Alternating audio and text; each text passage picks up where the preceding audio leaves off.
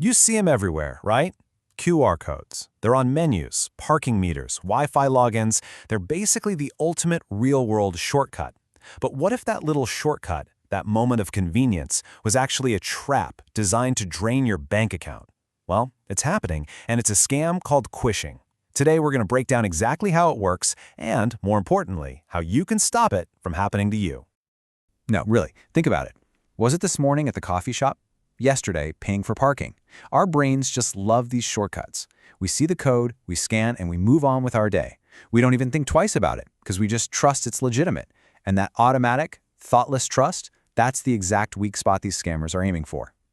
So this whole thing has a name: Quishing. It's pretty simple, a mix of QR code and phishing. And it works just like those scammy phishing emails we all know and hate, but with one huge sneaky advantage. It's happening out in the physical world. Instead of a suspicious link in an email, the bait is a real-life sticker sitting on something you'd normally trust.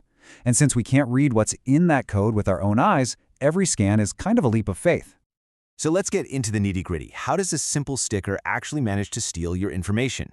Well, it's a deceptively simple process that preys on us when we're busy and distracted, turning a quick convenience into a massive headache.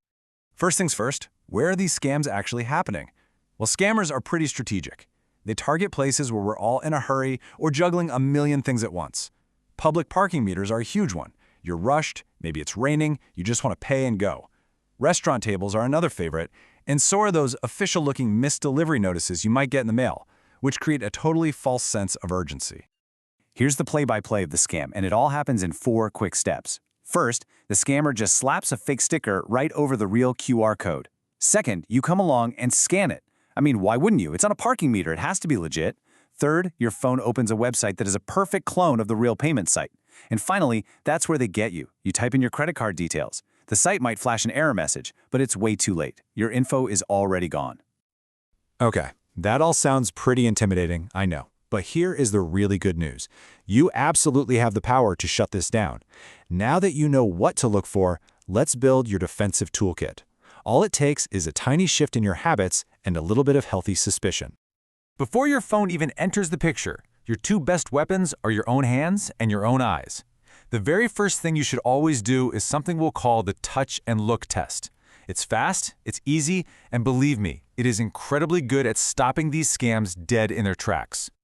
So the touch part is unbelievably simple. Just run your finger over the QR code. If it's printed right onto the sign or the machine, it's going to feel totally smooth and flat. But if it's a sticker slapped on top, you'll almost always feel the raised edges of that sticker. The second you feel that edge, stop. That is a giant red flag telling you to back away.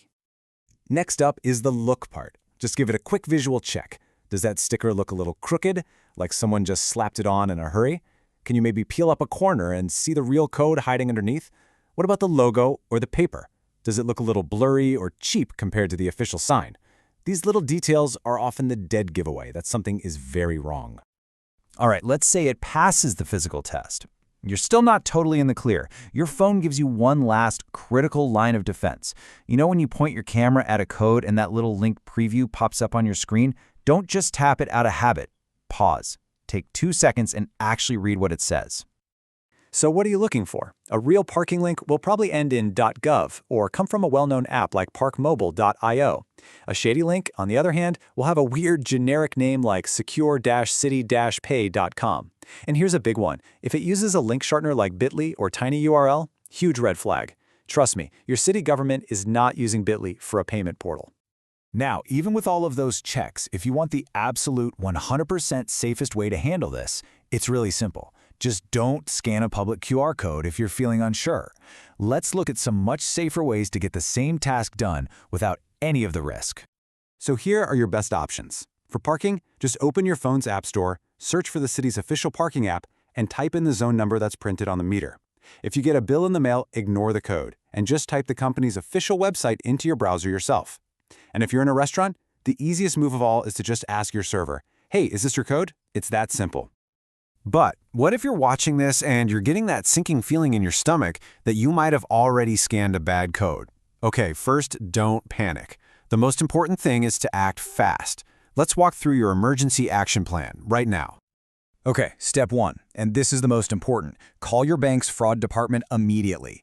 The number's on the back of your card. Tell them what happened and cancel that card. Step 2, if you entered a password anywhere, you need to go change that password right now, and on any other site where you use it.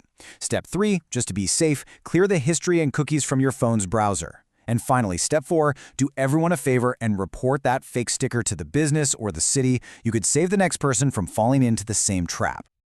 You know, this whole thing is a powerful reminder that convenience can be a real double-edged sword. Quishing works because it takes a piece of tech we use without a second thought and turns it against us. It kind of makes you wonder, doesn't it? What's the next everyday convenience that's going to be turned into a trap? It's definitely something to think about. Stay vigilant out there.